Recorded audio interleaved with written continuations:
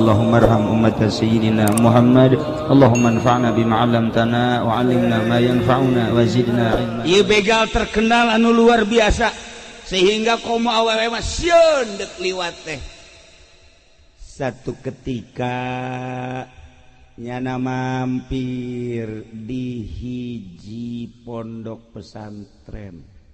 Santri nangan aya 10 kurang leuwih. Nyana merenung ari eta si jelema nararaon di dinya kadang aya 10 20 dararata. Nyana terus datang ka dinya ngintip. Begitu ngintip kiyaina keur baca Quran. A'udzu billahi minasyaitonir rajim. Bismillahirrahmanirrahim.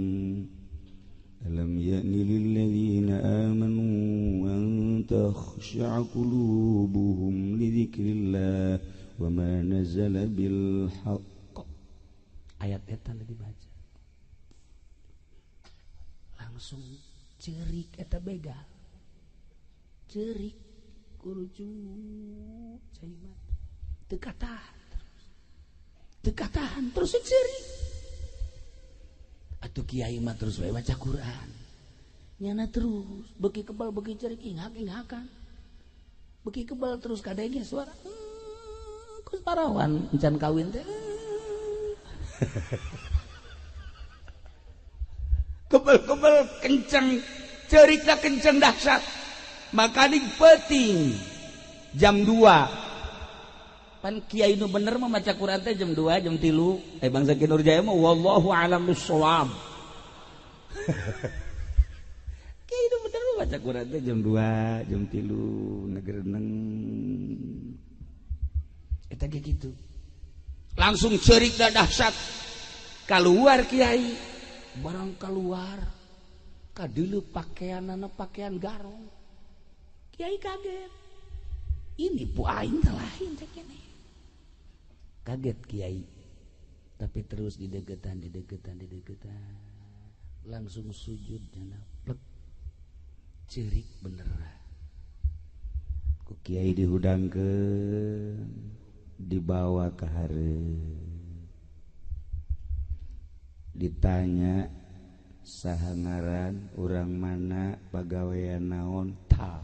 Begitu ditanya pagawean, ulah pagawean ngabegal ngagarong. Wah, cak kiai ulah-ulah imain digarong gitu. Kaget kiai. Haji ieu kunaon ceuri? Begitu kula ngadenge kiai maca alam ya'ni lil ladzina amanu an takhsha'a qulubuhum li dzikrillah. Tiba-tiba terasa aya nu asup ka jero hate kula. Nu pirhartieuna wallahu alam bismuradi. Alam yakni apakah can datang waktu lil ladzina amanu ka jelema-jelema nu iman antakhsha'a qulubuhum nundukeun hate-hatena li dzikrillah eling ka Allah wa ma nazala minal haqq jeung eling kana hak anu diturunkeun ku Gusti Allah aturan hidayah asup ka jero hatena cak nyana direnungkeun eta Al-Qur'anul Karim dek datang ka iraha maneh umur ge sabaraha taun dek iraha maneh nundukeun hate inget ka Allah inget ka aturan-aturan Allah kade sakedeung deui maneh bakal paeh dikubur. Amal perbuatan bakal dibawa ke jero kuburan. Urang diuk kieu, amal diuk ieu bakal aya ke dikubur. Urang salat bakal aya, puasa bakal aya. Termasuk ngagarong bakal aya. Mere baso kasih mbak ojol jeung susu aya. Bakal aya. Pagawean di soka. Eta kabeh pagawean. eta Al-Quran saayat doang ge mas, masya Allah datang ka nyelesep ka jero hate. Alam yakni apakah can datang waktu lilladzina amanu ka jelema nu ari iman. Jelema nu ari iman teh antak saqulubuhum ngarendahkeun hate tunduk li zikrillah eling ka Gusti Allah. Urang dibaca eta Al-Quran dibulak-balik ayat eta jancan orang ngerenyed, dibulak-balik deui tamat deui sugan aya ngerenyed ayat eta ka jero hate teh aya. Tapi saayat ketika nyulus ka jero garong bisa tobat ka Gusti Allah. Masya Allah. Tidinya asal dek liwat jelema ke aman henteu tina garong, ke aman henteu tina garong. Garongna berangkat. Asa dek liwat deui isukna di deuleu deui aman henteu. Berangkat. Ternyata sapoe dua poe, seminggu 2 minggu aman. Jelema rame kuari mah aman garong, aman garong. Garong anak buahna neangan, ieu kepala garong urang ka mana? Kepala garong urang leungit diteangan ku anak buahna. Waduh sehu urang leungit teangan ku jana terus aman. Ya Allah renganan keur mondok di pondok pesantren eta keur ngaji diintip ku anak buahna. Weh ieu kepala urang ngaji nya garong ngaji. Cek dia garong ngaji garong terus diintip isuk kaji deui ieu anak buahna kabeh kaget daratang tah ka kepalana. Bos kumaha ieu lalakon harta geus dihandapkeun gunung ambalayatun kumaha ngabagina ieu bos.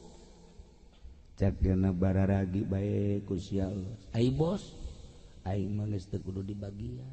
Kumaha tuh? Aing pikiran aing mah geus ka kuburan, geus ka akhirat. Wih, kok berubah? Heran aing. Anak buah heran, anak buah. Masya Allah. Diteliti terus ku anak buahna. Begitu diteliti bos, ieu kumaha mimitina.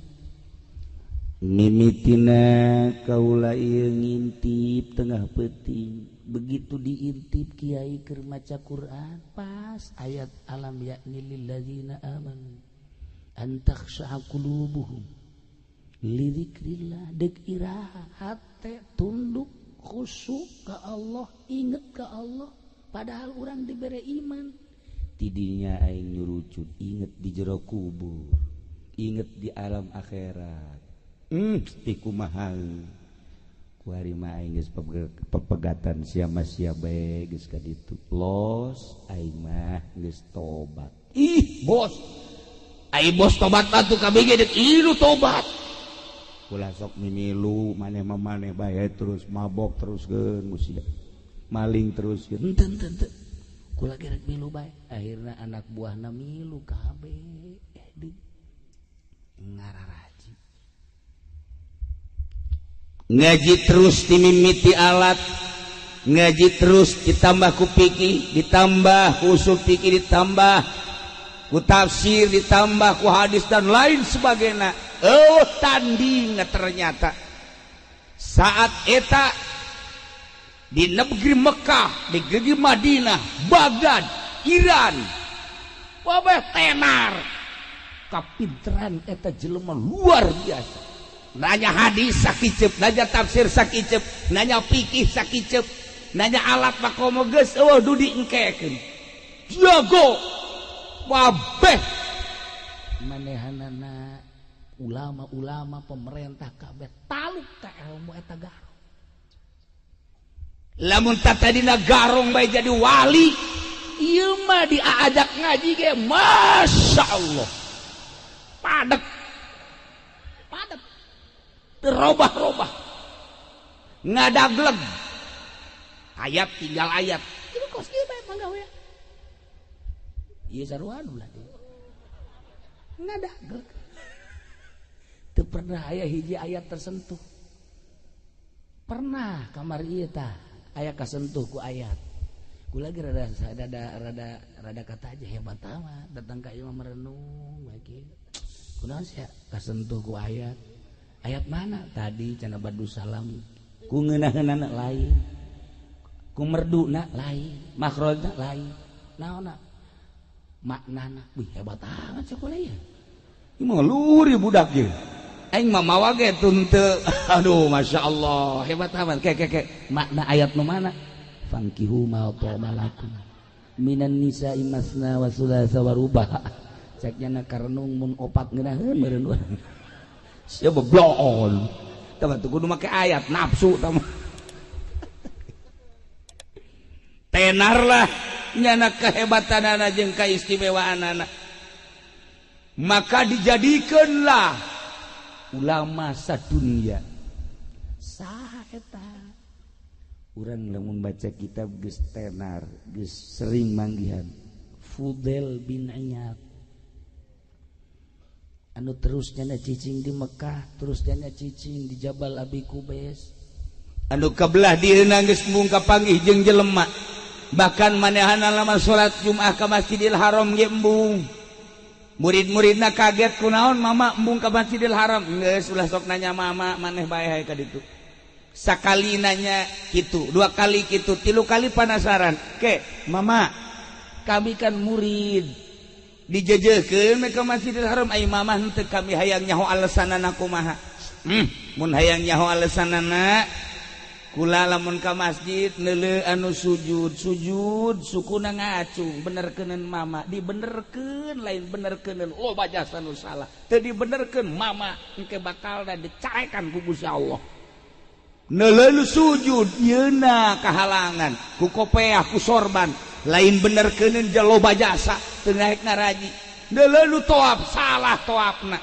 mantak los maraneh bae mama mah kendai teu salat Jumat ge masyaallah tidinya kaget murid-muridna begitu terus ngadeheus rahasiana naon mama bisa jadi kieu hiji rahasiana di jero hate ulah aya nu nyayang kecuali sieun ka Gusti Allah ku sieun ki Fudail bin Iyad ketika Raja Khalifah mere kamanehanana sekitar 4.000 dinar mun kuari urusanan ukuranna ada 2 miliareun kunyana ditolak bikeun ka batur haram beuteung kula kudu kaasupan duit ti pamarentah percis kos ki Nurjaya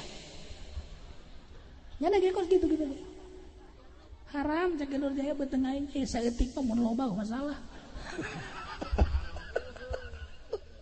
kumaha coba ieu ilah ulama ul akhirat nuku urang kuari dihaolan nu teu jaho urang mana na kumaha kahirupanana ieu teh lain jelema sambarangan ketika kula haol nu pertama baheula di dieu manggih sesengitan cekula sengit naon ican di bejaan di dieu aya almarhum Ki Awian kula manggih sesengitan cekula sengit naon isi ieu mah lain sengit sambarangan ieu mah lain sengit dunia bangona ieu mah ieu tah kuari kula ngaha urang babarengan ngahaolan begitu ku kula di istikharohan sakali dua kali supaya muncul katilu kali alhamdulillah Ki Nurjaya mau kebo ya Allah ji seperti teh ji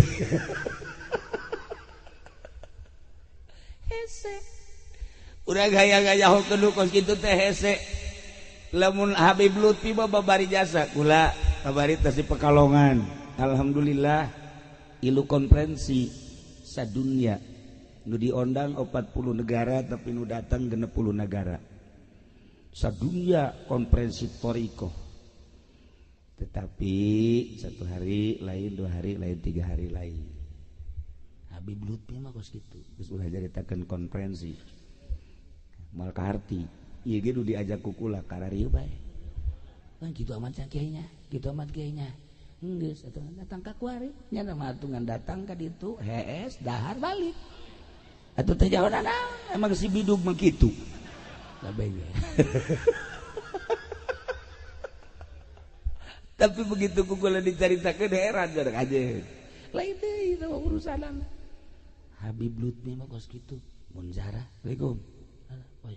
Oh iya. Naam. Oh, masyaallah. Marhaba. Salam. Beres. Zara kos kitu. Zara ka Habib Nuh di Singapura. Assalamualaikum. Waalaikumsalam. Insyaallah.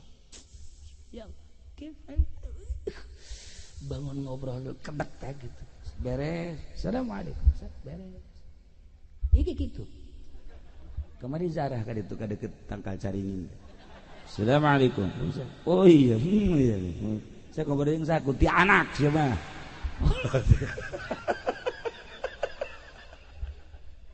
Aya Habib Lutfi model kos kitu ya Allah. Hese jaritakeun anak. Amprok jeung sahabat akur bae jana mah kuari jeung pamarentah hayu jeung jawara hayu jeung Cina hayu jeung Cek hayu kabari urang manggih Gus Dur kuari manggih Habib Lutfi aneh teu karti moal ka harti tah ieu mah jana mah osok kos kitu tah sekali waktu dah zarah ka abah ka dieu Cilong nangtung bae nya kula mah geus siap-siap babacaan kula geus siap milu babacaan macan naon coba henyang nya nangan kieu bae oh iya betul ya dah balik tuh kalau macan naon di sih aja iya nurutan iya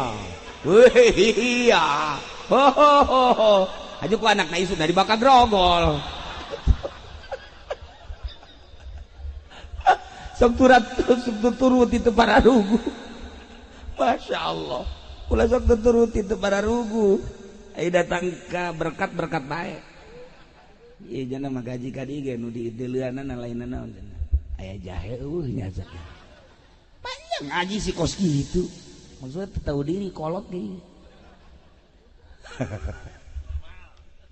normal bener abnormal tah balikan deui lamun urang nganyahokeun seorang penjahat garong kemudian jadi ulama teu kira-kira jadi tumpuan seluruh ulama kaul sufi hampir nyadap ti Fudal bin Iyad walaupun kuku bahagia seperti itulah perjalananna koreng nya nama diangkat jadi walina ti orok kene nya nama diangkat jadi wali ti orok kene kok jadi garong wallah kok saja pandi tah nya ti leuleut emang diangkat jadi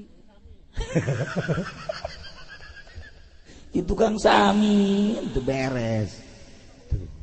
Nah ieu almarhum Ki Awian jelema nu aneh kata dina sarua jelema rada kurang beres kabelah dieuna ngaji sageus ngaji terus pinter ngajina geus pinter ngaji boga guru ninggalkeun ngaji zohir terus nyana zikir bertafakur ka Allah rada aya perubahan saeutika belah dina pemikiranana embung ngahiji jeung kolot hayang ngahiji jeung budak bae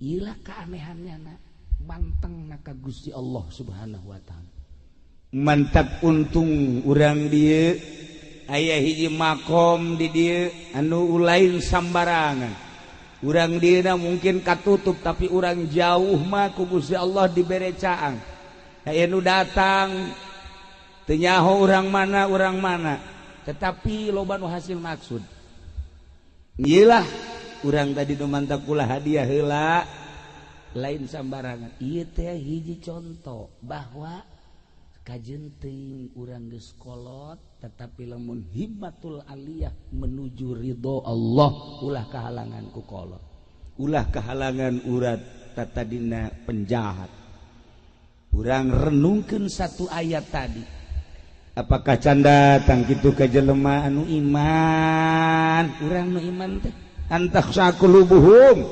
nundukkeun hate urang lidzikrillah inget ka Gusti Allah jeung inget kana hukum-hukum anu geus diturunkeun ku Gusti Allah ulah seperti jelema anu baheula diturunkan kitab ku Gusti Allah Injil, diturunkan Taurat min qablu memeh urang, tetapi manehanana teu iman ka Taurat, teu iman ka Injil, sehingga terus sakahayang nafsuna jadilah jelema fasik. Wa katsirum min fasiku, lolobana jelema pararase.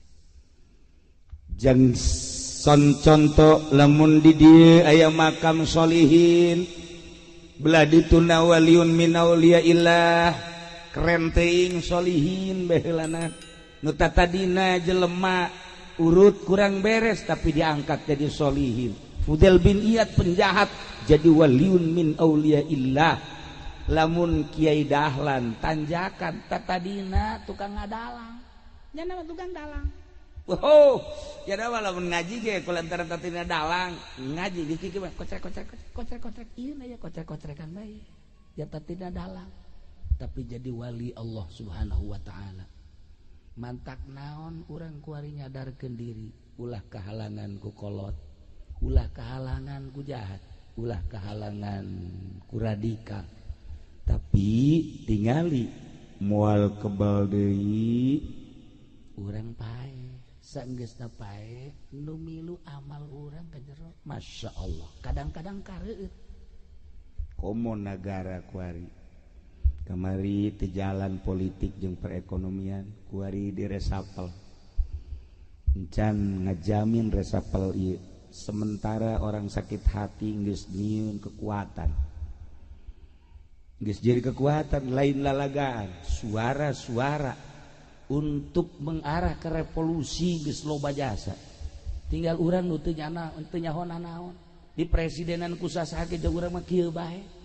Dagang toge bae urang mah. Dagang kangkung bae. Tapi di luhur mah kuari keur acak-acakan. Malah geus mun dicaritakeun mah rempan. Mantak urang mendingan mawas diri masing-masing, mendekatkan diri ka Gusti Allah. Lantaran di luar negeri Baghdad kos di urang awalna, Syria kos di urang awalna, Yaman kos di urang awalna, Turki kos di urang awalna. Mantak para ulama dikumpulkan sadunya untuk memecahkan Indonesia, lantaran Indonesia teges di ujung tanduk. Mantak kurang sing loba ngadoa, khawatir lain lalagaan, tetep urang mah ngadoana mudah-mudahan Allah mere salamet ka urang, salamet ka negara urang, salamet bangsa urang. Urang lamun nyaritakeun salamet mah gampang.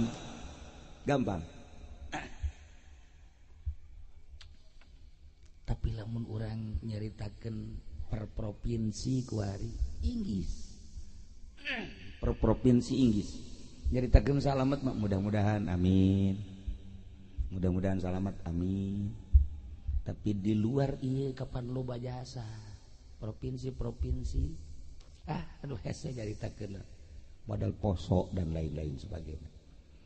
Para jamaah kaum muslimin wal muslimat rahimakumullah, malam ieu teu aya deui nu dicaritakeun iwalti haul akbar, terutama haul kiawian, sakaligus nyaritakeun tentang masjid nu alhamdulillah saat ieu masjid geus mentereng dibangun sedemikian rupa, lain teu anyar ngan tukang basna leungeunna kurang lalempeng. Jadi kos ieu lah bentukna. Alhamdulillahirabbil alamin. Tapi ieu ciri kampung kumaha masjidna. Ketika masjidna kokoh berarti iman orang dinya kokoh. Ketika masjid eta teu kokoh maka iman eta kurang kokoh. Aya nu unik ka etik ye. Dibayah aya pabrik semen Cina, semen merah putih eta teh karyawana dikirim di Cina kabeh kaje urusannyana. Tetapi hal-hal lain mengerikan kajin mah urusan negara urang mah sakarang memandang zahirna bae di jerona konflik negara ieu pabrik belah dia diurug sisi laut asal geus diurug tanah eueuh bae asal geus diurug tanah eueuh geus puluhan truk bahkan ratusan truk asal geus rata ke eueuh tanah kuari muncul aya batu bentukna kos masjid si batu bentukna kos masjid ternyata didinya teh dipake musyawarah sadunia di dinya teh Kinur Jaya mah teu kaajab ini mah teu mencit sapi bae nya nama bagianana Haji Pandin teh cenah mah bagian yen samin bae sedengkeun cakolot di mana-mana pulau cangkir di mana geus rata awas kedua di mana bayah geus kadatangan ke orang asing awas ieu kuari geus aya kajadian model kos kitu nah ieu mah kula mah teu rek nanaon henteu sama sakali henteu hendeuk ge kula mah ngabejaan nu can kawin gara kawin sakitu doang besi kaburu itulah para jamaah kaum muslimin wal muslimat rahimakumullah malam ieu urang kumpul merenung ka alam akhirat untung jelema nu geus maot ku urang dihadiahan ku urang dipatehahan tetapi ragap diri urang ketika urang maot anak urang bakal matehahan urang moal tatangga urang bakal matehahan urang moal sedengkeun di jero kubur ba teu butuh jeruk teu butuh apel teu butuh korma nu dibutuhkeun adalah titiis kiriman anu harirup di luhur kitulah para jamaah kaum muslimin wal muslimat rahimakumullah alhamdulillah masjid sebagai tanda kekuatan iman jeung urang lamun ningali tempat-tempat teh urang sadar ningali lapangan cek pikiran orang oh paranti main bola ningali balai desa oh paranti ngabenerkeun SPPT ningali polsek oh paranti tempat setan udah gitu kan begitu ningali masjid Masya Allah paranti main gaple nyahoan kabeh masjid teh karbadak masjid mah al masjidu baitu taqiyin masjid adalah imahna jelema nu tararakwa asal jelema geus leuleus bae hatena haju bae asup ka masjid lamun can leuleus moal daekeun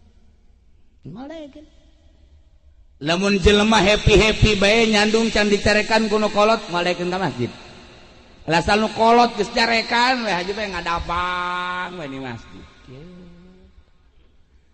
di masjid kula ge eta aya jelema ngahape babari ngedang kula mah teu engah asal kula salat nganang hape asal salat ngahape kabelah dieu ku sering nanya ka ieu eta si jelema bari nangkara kok ngahape bae kunaon nyandung oh paingan berarti hubungan jeung nu ngora di masjid jelema eleh main di Cilongok mah di Cilongok bae beak kabeh eleh main ka masjid kieu asal kula liwat ka masjid ngan aya asal kula nanya dia eta sih eleh main kana kiai oh ya bu masjid aing pake lelecehan kitu budak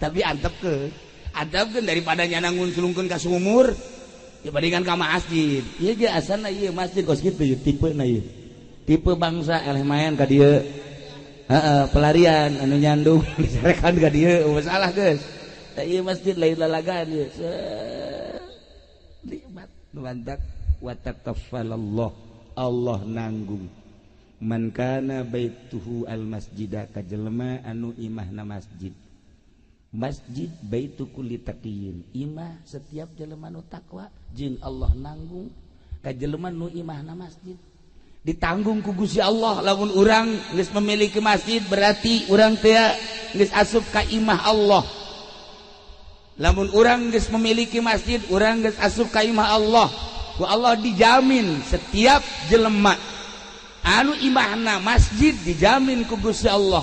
Jamin tina naon? Ieu nu untungna ieu minar roah wal jawaz ila sirat minas sirat ilal jannah. Dijamin ku Gusti Allah tina kasenangan, rahmat jeung nu paling indah adalah liwat di jembatan Shiratal Mustaqim menuju surga. Ieu masjid. Ieu leutik we ieu masjid tapi tanagana gede jasa. Diisian ku lembur ieu asana moal naon kitu ngaranna? Moal mahi, moal pinu, moal mahi. Moal muat. Masjidna leutik kampungna gede tapi tanagana gede. Lain cakula tapi cakangjing Nabi tanagana lain lalagaan. Wa takaffalallahu man kana baituhu al masjidah. Allah nanggung jawab ka jelema anu imahna masjid ditanggung minar rawahi war rahmati wasyirat wal jawaz minas syirat ilal jannah. Gugusi Allah ditanggung senang, ditanggung rahmat, ditanggung jaga di akhirat liwat jembatan Shiratal Mustaqim menuju surga. Lamun urang dedeulean mata urang salah ieu masjid kos kieu amat tapi maknana bakal nyebrangkeun urang dieu ti belah dieu neraka ka surga. Ya Allah, lain lalaga dia cakagin Nabi eta mah ditanggung jawab yang nyebrangkeun jelema ti dieu ka ditu ka surga. Nah, urang dieu nu kamari nempelkeun cat eta geus meuli tiket. Mantap guys, pokokna wadah cat tadi dia ya. Aduh, anu kamari meuli paku, wah geus mantep. Alah cenah ieu mah urang dieu mah kamari teh ngan syukur sabagian encan, kuari encan kabagian nih. Aya nu loba keneh nu encan mere, kumpulkeun bikeun ka Haji Jaya kena kawin deui. Tah ieu lain lalaga di tanagana gede jasa dan mantap. Urang setiap neuleuh masjid, urang meneuleuhna ku mata ieu bae. Bagus amat, jore amat, gede amat, leutik amat. Tapi lamun urang ningali ku mata ieu teh Allah nanggung jawab ngaberangkatkeun urang nyebrang jembatan Shiratal Mustaqim menuju surga. Sadajan leutik masjid, mudah-mudahan urang dieu kabehan ke jaga dipuateun ka dieu. Nyebrang di jembatan Shiratal Mustaqim salamet. Sehingga orang dia kebehan bisa nyebrang melalui masjid ieu salamet kabeh menuju surga Allah Subhanahu wa taala. Di lain tempat masjid sarua bae. Yu urang ropea masjid sing hade. Ulah ngabanguna aya kotoran di masjid kemudian dipiceun eta teh geus termasuk tiket ka surga. Miceun kotoranana doang, miceun kotoran tiket ka surga. Nu kamari teu kabagian ngabangun masjid deuleutkeun mun aya kotok ngisi gegeran. Mun eueuh bae kotok-kotok urang garinyakeun ngising sia. Itulah para jamaah kaum muslimin wal muslimat rahimakumullah. Nah iyalah urang nu mantak daek dieu kieu ge urang hayang salamet. Adapun fasilitas menuju keselamatan aya di diri urang. Sakumaha urang dek diangkat jadi wali ku Gusti Allah ulah neangan nu eueuh fasilitas jang wali aya di diri urang. Napakuran mata urang bisa jadi wali, napakuran ceuli urang bisa jadi wali. Dina harti fasilitas nu dibikeun ku Gusti Allah ka urang ialah jang menuju jadi menuju neangan menuju mencapai ridho Allah Subhanahu wa taala. Cuman ngutak-ngatikna hungkul nu kudu aya nu nuduhkeun. Gitulah para jamaah dek menuju dek neangan ridho Allah fasilitas nu aya di urang. Ketika urang dibere harta eta teh fasilitas jang menuju ridho Allah. Dibere ku Gusti Allah, urang teh dibere fasilitas, meureun urang dibere tanaga gede jang babantu neangan ridho Allah melalui tanaga. Mun urang ngebahas kos kitu sesuai jeung pembahasan Imam Ghazali panjang, sakabeh fasilitas nu aya di awak urang ieu teh bisa ku urang ditafakuran untuk meraih ridho Allah Subhanahu wa taala. para jamaah kaum muslimin wal muslimat rahimakumullah. Dinten tege urang hirup jelas bakal maut. Paeh teh pasti jasa. Teu kudu diceramahan lantaran nu kasaksian ku urang, emak urang, bapak kolot urang, emak kolot urang, tatangga, kadang anak, kadang incu urang geus maot ti heula. Nu kuari disebutan almarhum, almarhumah, al-Fatihah, almarhum, al-Fatihah, almarhumah, al-Fatihah. Engke mah Kiai Haji Nurjaya al-Fatihah. Pasti eta. Kos kitu bakal Kiai Haji Hamid al-Fatihah pasti. Eta mah bagus di Fatihah. RT sebodoh jadi Fatihah. Di Fatihah mah inget ka Gus Dur. Allahu yarham Gus Dur ketika ditanya, Gus, yang paling diinginkan oleh Gus apa sih? Baik dikala jadi presiden atau setelah lengser jadi presiden. Tidak ada lain yang saya inginkan adalah ketika saya wafat, istri, anak, teman-teman dan sekitarnya mengirimkan Fatihah buat saya. Etalah hebatna Gus Dur. Mun cek ngomong urang mah eueuh deui dipake ka hayang iwati mun geus maot jelema maraca Fatihah jangan dikabul ku Gusti Allah. Datang ka kuari jelema berduyun-duyun zarah matehahan Gus Dur, baik nu langsung dirinya maupun di pondok-pondok pesantren di mana baik para muhibin-muhibina. Kidur Jaya mun maot can pugu. Paling kebo nu Fatihah. Sapi.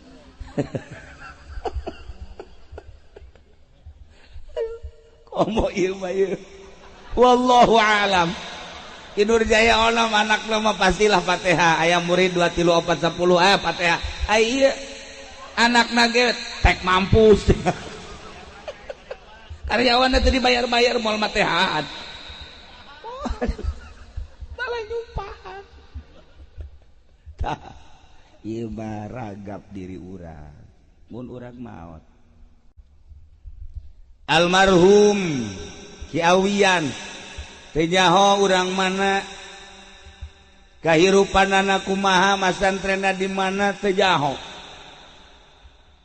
Ajunanya ka kula cenah kumaha kieu tuh aing deui urang Cilongo. Sia urang dieu teu nyaho. Teu kumaha aing teu nyaho. Kunaon nanya ka aing? Tah eta bahasa Bandung tah. Asal aya aing be Bandung. Ternyata horeng ieu teh asal nama jelema anu tukang maling. Asli nama pamalingan Ki Awiyan teh. Tuh asli nama eta.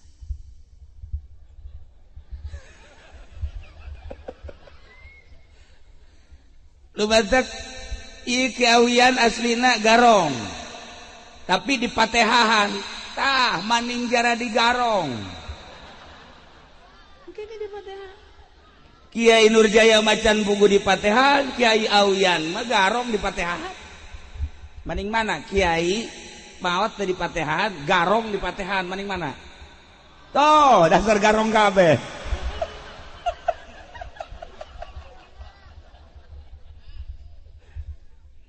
Kula dek nanya, lamun aya jelema di bulan Ramadan maca Quran tamat sabulan Ramadan nu bebeja ka kula aya nu 10 kali, aya nu 7 kali, luar biasa.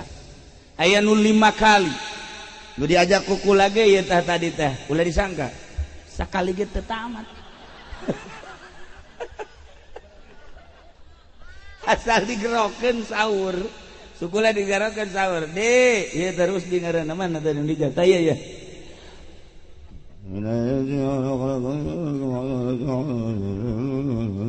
wih keur tadarus hebat asal geus beres bae goreng ngedem di horeng henteu asal kadengeuna doa kayak sukuti digerokeun deui di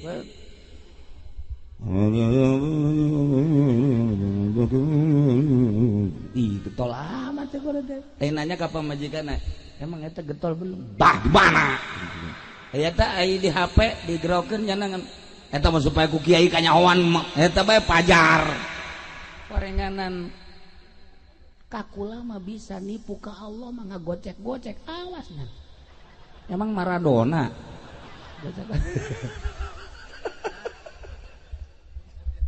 aya nu tamat 2 kali aya nu tamat sakali hebat aya nu setengah teu kuat heuai deui aya nu ngan dicekal doang ta Quran dibuka a'udzubillahi minasyaitonir rajim bismillahirrahmanirrahim alif lam mim sadaqallahul azim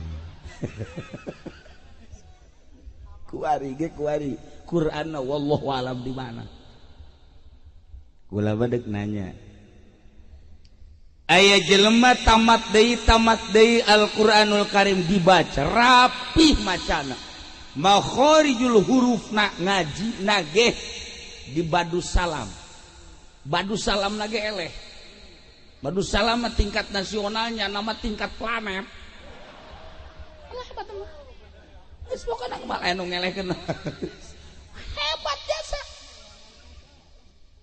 nah iya hebat jasa tapi teu berubah hirupna Quran tamat ngridit terus Quran tamat nonton TV terus Quran tamat main gaple terus Quran tamat si mbak dibonceng dicolok terus dibandingkeun jeung anu ngan saayat doang maca Quran tapi nyulusup ka jero hate cerik merenung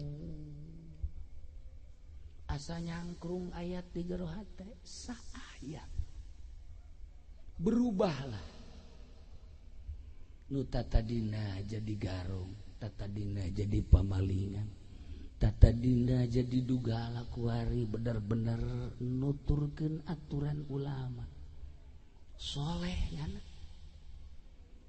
maningan nu tamat bae tah terus-terusan tapi perubahan maningan nu saayat tapi berubah maning mana ieu mah nya teu maca saayatnya teu asup pamustungan ieu mah ya atuh teh mah nu tadi mah teu berubah ge tamat Quran deres tamat teu berubah ge aya nileuna ari ieu mah tamat henteu saayat henteu berubah henteu parah ya. Tadi ke di mobil geus ngomong bae. Duaan teh jeung itu. Sa mobil jeung kula. Wani di hareupeun kula ge. Kiai, teu udah dipake ka hayang cenah iwati nyandung. Ya parah. Anak buah parah. Didaftarkeun ka Kinurjaya ku aing. Tuh. Mantap. Kula osok lalaunan ngaji aya malam Salasa Ki Wahab Ki Hamid Ki Nurjaya Kiai dicaringin teh sakeulah lan Bedi jeung nu lain-lainna lalauna budak leutik teu meunang ku kula budak ngora teu meunang awewe ulah ieu mah ngaji khusus nu karol nu tereh paraeh bae kitu teh meunang karolot lalauna ieu teh jang naon jang mikiran diri urang pamere Allah hendak digunakeun supaya mengkerucut pakeneangan ridho Allah Subhanahu wa taala. Itulah para jamaah kaum muslimin wal muslimat rahimakumullah malam ieu urang kumpul di dieu mudah-mudahan dicatat ku malaikat dijadikan sebagai saksi bahwa orang cinta Allah Subhanahu wa taala, bahwa orang cinta Kanjeng Rasulullah Muhammad sallallahu alaihi wasallam, bahwa orang cinta para aulia Allah, cinta syiar-syiar agama Allah Subhanahu wa